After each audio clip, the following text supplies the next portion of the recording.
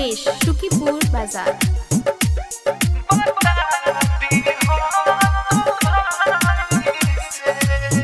प्यार के हमारा बीच में जाई, सच को बतानी दुनिया से जाई, सच को बतानी दुनिया से जाई।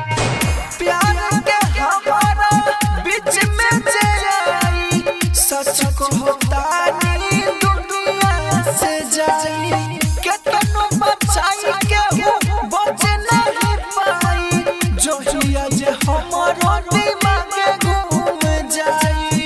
समझा दी हो समझ जाई, कहतानी भलाई से दीवाना तोर दबंगे होए, बता दी हो तू भाई से।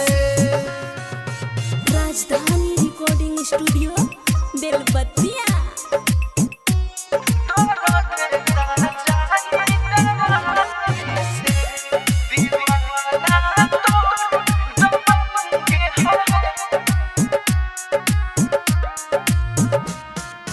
Music by DJ Umesh, Shukipur बाजार।